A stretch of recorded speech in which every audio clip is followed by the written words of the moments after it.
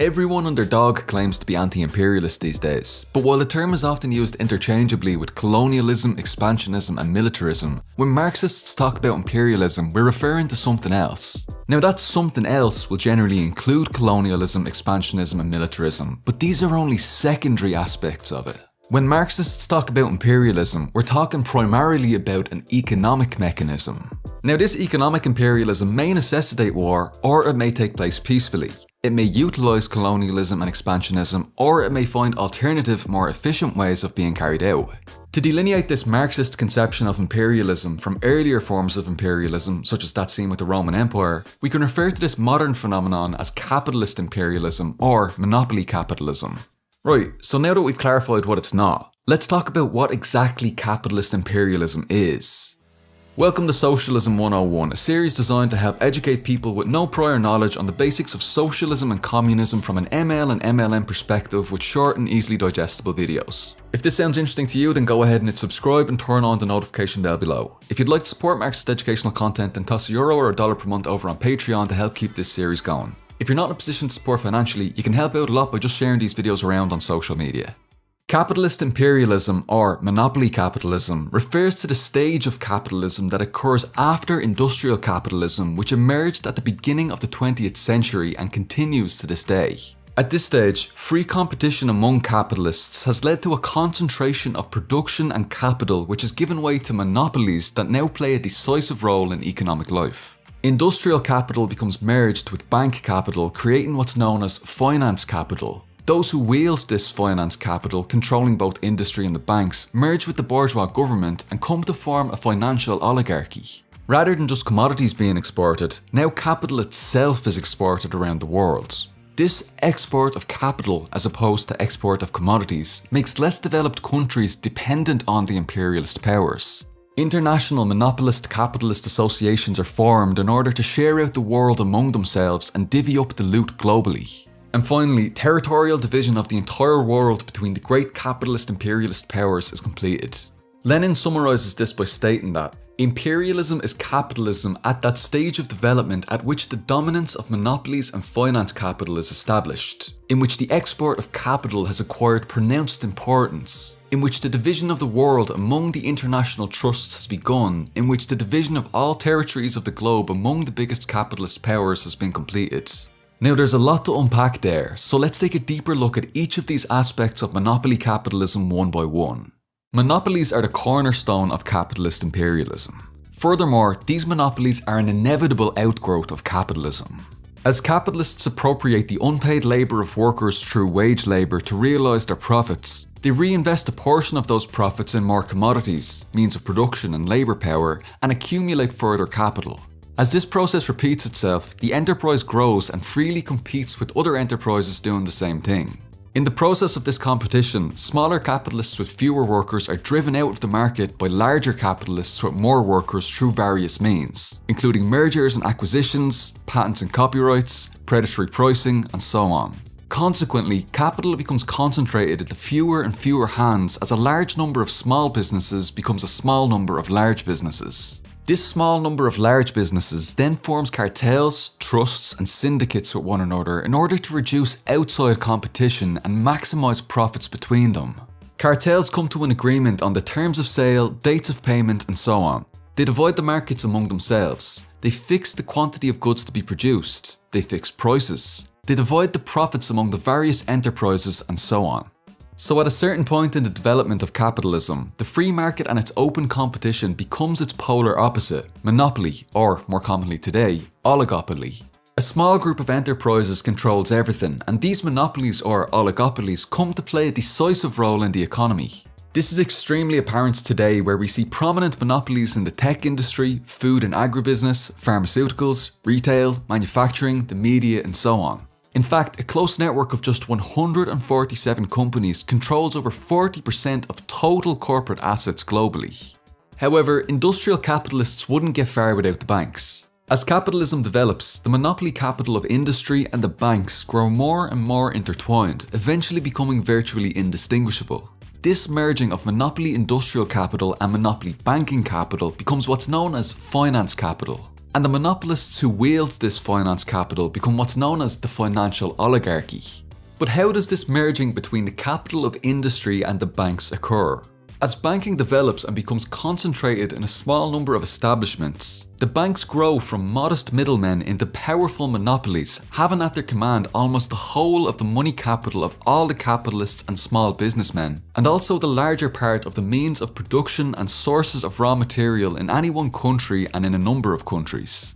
So the banks find themselves handling huge amounts of industrial capital, and by managing the current accounts of these enterprises, the banks develop thorough knowledge of the enterprises' holdings and larger economic positions, making the industrialists dependent on the banks. But not only do banks simply hold or even control the money capital of the industrialists, more and more they too become directly invested in industry themselves, sinking enormous sums of their own funds into industry to be employed by the industrialists. More and more, the monopoly industrialists and the monopoly bankers become the very same people.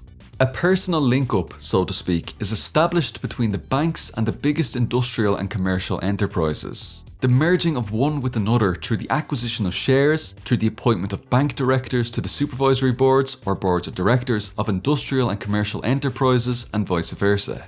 The personal link-up between the banks and industry is supplemented by the personal link-up between both of them and the government.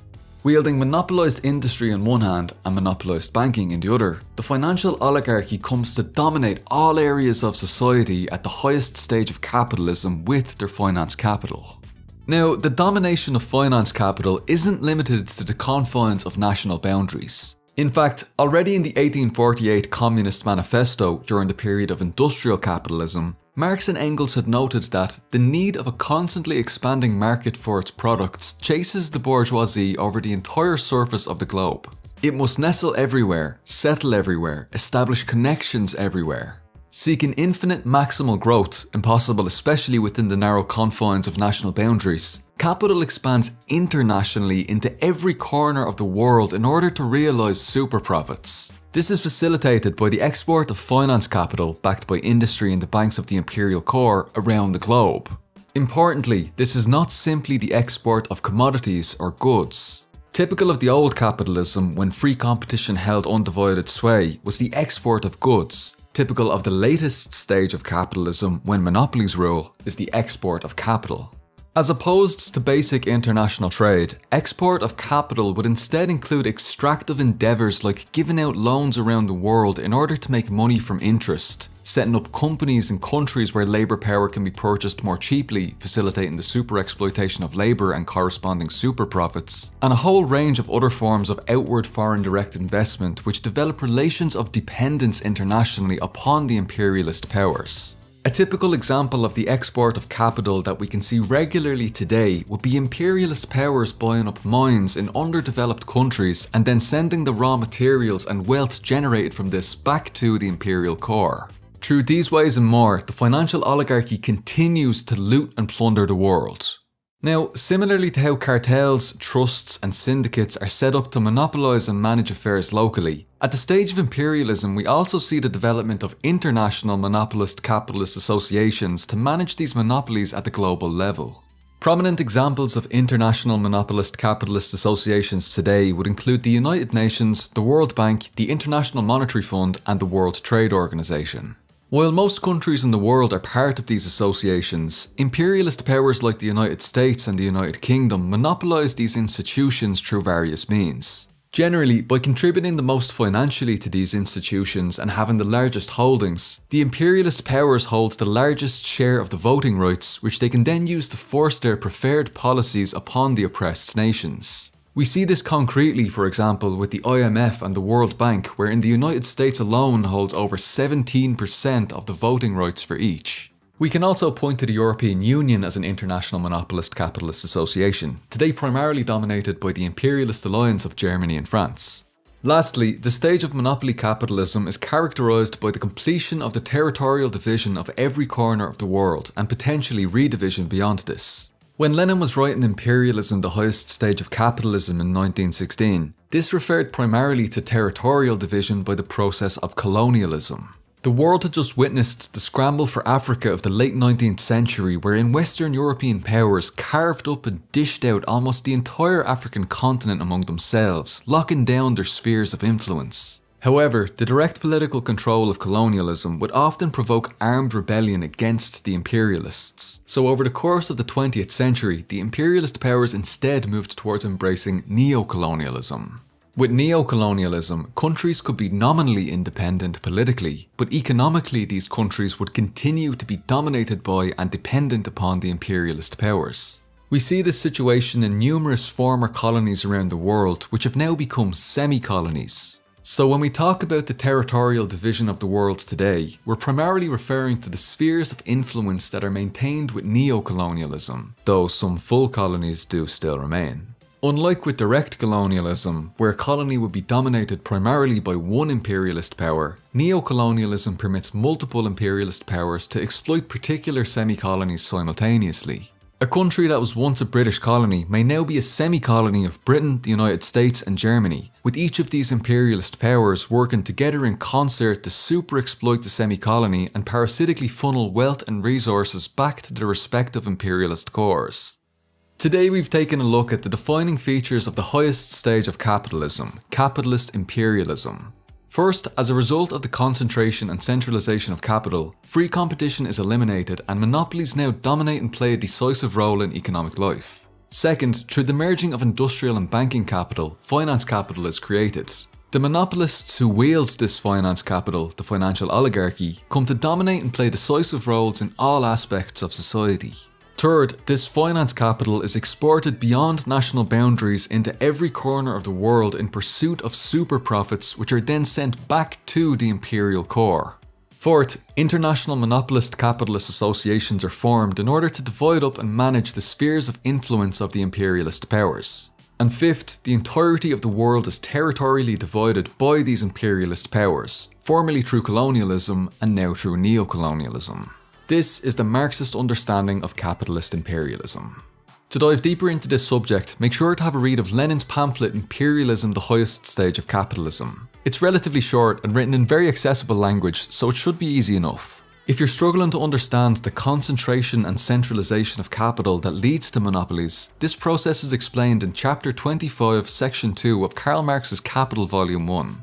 For more on the 20th century transition from imperialist reliance on colonies to imperialist reliance on semi-colonies, read Kwame Nkrumah's Neo-Colonialism, the Last Stage of Imperialism. For more on how monopoly capitalism functions today globally, particularly regarding how imperialist countries monopolise international institutions, have a read of International Institutional Monopoly Capitalism and its Manifestations by Vu Man Kwong on Monthly Review Online. Each of these resources and more are linked in the description box below.